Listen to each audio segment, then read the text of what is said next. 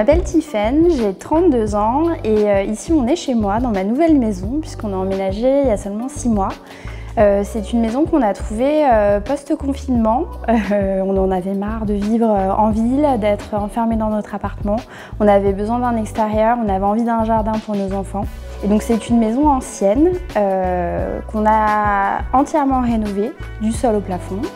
Ce qu'il faut imaginer, c'était un espace avec beaucoup de cloisons, donc il fallait vraiment se projeter pour l'imaginer en espace totalement ouvert et c'est ce qu'on a fait.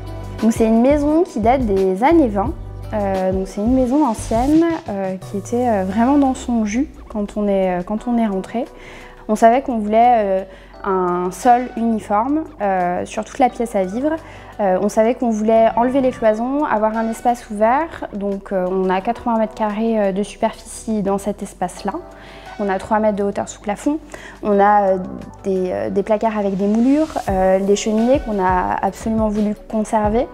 On ne voulait pas recloisonner les pièces, on voulait garder cette sensation de volume.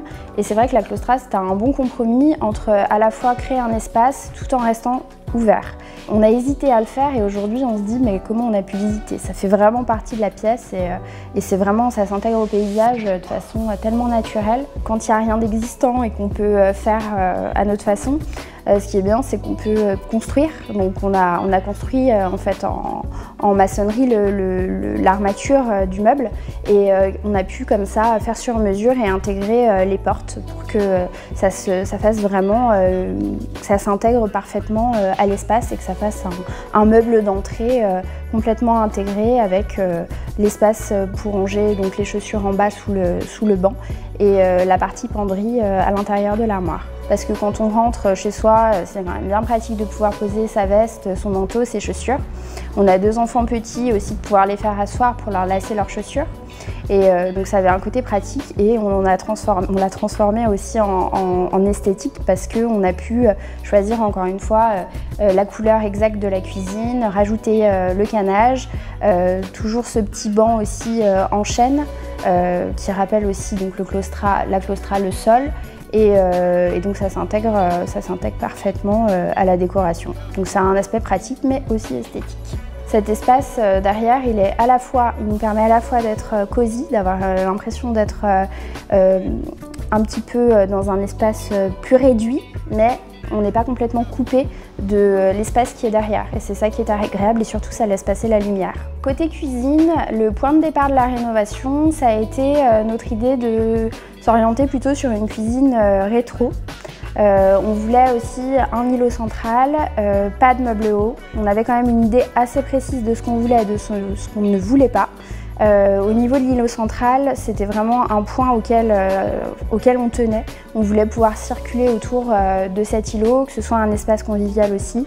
On voulait un espace vraiment facile où on s'installe facilement, où on a envie de rester, où on se sent bien. Tout de suite, ce qu'on a pensé, du coup, c'est l'arrivée d'eau, parce qu'on savait qu'on voulait mettre le l'évier au centre de l'îlot, parce que c'était une pièce aussi un petit peu maîtresse, c'est un évier timbre, donc ancien aussi, donc ça apportait du charme à la cuisine. Donc les arrivées d'eau ont été pensées dès le départ. Comme on est parti d'une page blanche, en fait, je pense que c'était plus facile de l'intégrer directement et de concevoir déjà les arrivées d'eau. Puisqu'on avait déposé le parquet, on avait la possibilité de faire passer les tuyaux, les arrivées pour pouvoir poser par la suite l'évier, le robinet et du coup c'est ce qu'on a fait. Clairement le fait d'avoir déjà rénové 2 appartements, ça a été un vrai plus pour la rénovation de cette maison parce que pour le coup on avait fait des erreurs, il y avait des choses qu'on avait regrettées. Et on savait qu'on ne reproduirait pas ces erreurs cette 3e fois. On a beaucoup réfléchi et je pense qu'il fallait aussi prendre ce temps-là. Ça fait partie de la rénovation, la réflexion de ce qu'on veut vraiment, des couleurs, des espaces, penser les espaces, imaginer aussi comment on va vivre dedans. Et surtout, voilà, il y a certaines pièces où c'est particulièrement important. La cuisine et la salle de bain, pour moi, c'est vraiment deux pièces sur lesquelles il faut passer du temps et de la réflexion. Ça a fait naître une vocation chez mon conjoint, du coup, qui a quitté son job dans la finance pour se lancer à son compte et monter sa boîte de maîtrise d'œuvre. En fait, on est tombé amoureux de cette maison tout de suite en rentrant dedans. On a eu un vrai coup de cœur. Et ce coup de cœur, il s'est complètement confirmé et aujourd'hui, on se sent très bien ici. Il y a une âme dans cette maison. Et les gens qui viennent ici le disent tous. Ils se sentent bien ici.